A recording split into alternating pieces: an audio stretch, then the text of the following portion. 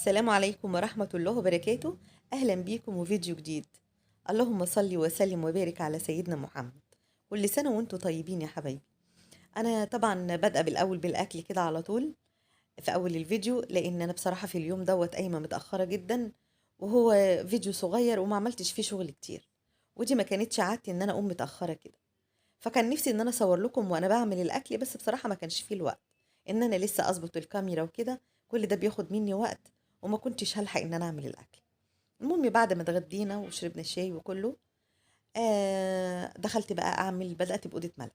طبعا أنا بادئة في الأوضة متأخر والدنيا ضلمة زي ما انتم شايفين كده، حتى الإضاءة باينة. بدأت بالبلكونة الأول. أنا بحب أبدأ الأول بأوضة ملك لأن هي أكتر أوضة عندي بتاخد مني وقت، وأكتر أوضة بتبقى مكركبة لأن إحنا دايما قعدنا فيها، ولأنها فيها البلكونة، والبلكونة دايما يعني هي اللي بتدخل تراب كتير في الأوضة لأن هي مفتوحة باستمرار. بدأت بالبلكونة الأول بالشكل اللي انتوا شايفينه، وغسلت الشيش. وبعد ما خلصت الشيش، بصوا بقى، أنا عايزة أقول لكم إن أنا بصراحة شقلبت الأوضة دي من أولها لآخرها كده. شفتوا اللي بيقول من الألف للياء؟ أنا ما خليتش فيها مكان ما تعملش. وهي دي النظافة بجد اللي أنا برضى بيها، وهي دي اللي أنا ببقى مبسوطة وأقول أنا فعلا نظفت وعملت. وغير التزييف من غير التزييف والتنفيض ومسح التراب والكلام ده، انا بحس ان انا كده ما عملتش اي حاجه. لان هو ده التنظيف الاساسي بالنسبه لي، ان انا ابدا بتزييف وتنفيض وشيل التراب من اي مكان في الشقه. المهم انا بعد ما خلصت الشيش، انا طبعا البلكونه كده كده غرقانه ميه، والسيراميك بتاع البلكونه، انا هنا ميزه البلكونه عندي انها فيها سيراميك، وده ميزه حلوه جدا. غسلته بالمره ولمينا ميه كتير، قعدنا بتاع ربع ساعه نلم في ميه انا وملك بصراحه. وبعد كده طبعا انا ببدا بالبلكونه لان ما ينفعش ابدا بالاوضه وبعد كده ابدا بالبلكونه، التراب اللي في البلكونه هيدخل الاوضه، فعشان كده ببدا البلكونه الاول. شلت الستاره، حتى خليت ملك بصراحه هي اللي شالتها لي. وبعد ما شلت الستاره زعفت الاوضه ونفضتها. طبعا انا بعد ما شلت الستاره انا المفروض احطها في الغساله. انا مش هحطها طبعا في باسكت الغسيل علشان ما تتركنش، وانا كده محتاجاها انها تتغسل وتنشف، علشان انا هعلقها تاني برضو قبل رمضان باذن الله. وكمان انا هشيل ملايات وكده، فالدنيا هتبقى هايشه قوي، والباسكت هيبقى مليان غسيل فما ينفعش. فدي اول ما تشيليها اخلصي منها واغسليها على طول. تمام. وهنا بعد ما زعفنا خلاص الاوضه ونفضت البلتكانه ونفض الاوضه والكلام ده كله. على فكره انا برضو يعني رغم ان انا مروقه ضرفه ملك، لكن انا هظبطها برضو تاني.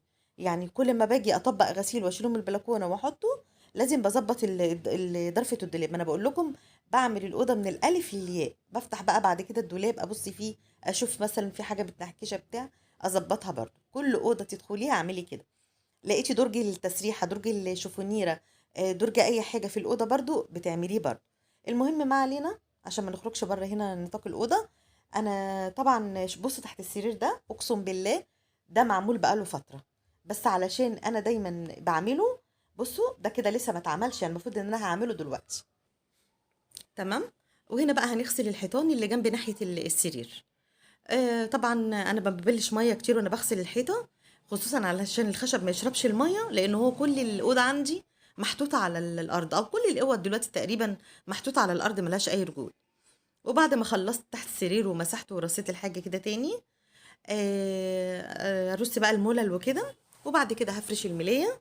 وهنا بلمع هنا معلش الازاز بتاع البلكونه برضو مع الحيطان بتاعه الاوضه. بس بامانه الحيطان طلعت يعني البياض بتاعها مش حلو خالص. انا كنت كل ما اجي اغسل مكان، انا كنت بغسل الحتت اللي مش نضيفه بس، انا ما غسلتش كل الاماكن بتاع ما غسلتش الاوضه كلها، لا لا، انا غسلت الاماكن اللي مش نضيفه بس. كنت كل ما اجي اغسل مكان في الحيطه، الاقي زي ما يكون الدهان بينزل في الارض. فتقريبا ان البويه اللي انا كنت جايباها النوع مش حلو، فما تجيبوش. هو كان تقريبا 3 سبعات 5 سبعات، حاجه زي كده. وكان ايام ما كانش غالي قوي يعني، انا ما اعرفش دلوقتي التمن وصل لكام. تمام. وبعد ما خلصت خلاص ولميت الميه من الاوضه كلها، مسحنا المراوح طبعا، المروحه مسحنا، اللمبه مسحنا، كل الخشب، وخلصت الاوضه وبقت زي الفل. دخلت هنا انا جايبه كيلو ورق عنب، حطيت ميه على النار غليت، حطيت فيها شويه زيت صغيرين. وهنا بسلق العنب، انا ما بحطوش طبعا كتير على النار، انا بحط كده يا دوب بس ياخد يعني اقول لك ايه ثواني، اقل من ثواني، بيتلون كده بس بياخد لون بسيط، وبعد كده بقلبه على الناحيه التانية واشيله.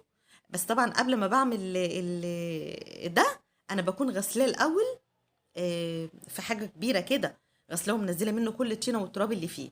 تمام. بس في غلطه هنا انا غلطتها، مش عايزاكم تغلطوها.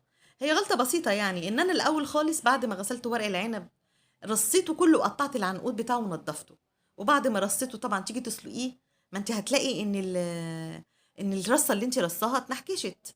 فالمفروض ان انا بعد ما اغسله اسلقه، وبعد كده اقعد اقطع العنقود وارصه على بعضه زي ما شفته كده. انا هنا قسمت الكيلو على 4 ارباع، يعني كل ربع لوحده. جبت هنا، انا ما حطيتوش في كيس لان الكيس اللي عندي كانت صغيره قوي، ما كانش هتنفع. فجبت الرول الاسترتش وكنت فردته كده، وحطيت ربع ربع وبقيت الفه واقفل عليه كويس جدا. بس ده بعد ما برد تماما وتصفى من ميته تماما تماما. صح. واخدين بالكم؟ حاجه بقى برضو عايزه اقولها لكم، ان انت ما تسيبوش في الميه كتير، علشان الفريزر بيهري الحاجه. انتوا عارفين ان التلج بيسوي الحاجه. فلو انت سويتيه كويس وجيت حطيتيه في الفريزر كده، هتيجي تعمليه عشان تحشيه هيتهري منك. ولما تيجي تطلعيه بقى علشان تعمليه، لازم بتبقي مطلعاه من الصبح لما تكوني هتعملي، او من بالليل كمان تحطيه في التلاجة يفك خالص. ما تحاوليش تشيلي ورقة كده وهو متلج. وبكده الفيديو بتاعنا خلص، ويا رب يكونوا عجبكم واستفدتوا منه. وورق العنب ده انا كنت جايباه ب 30 جنيه، وده ارخص مكان انا اشتريت يعني ارخص سعر انا لقيته في السوق بصراحة.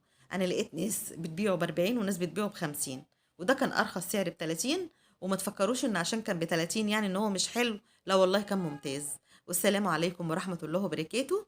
ويا رب يكون الفيديو عجبكم، وكل سنة وانتم طيبين، ورمضان سعيد عليكم.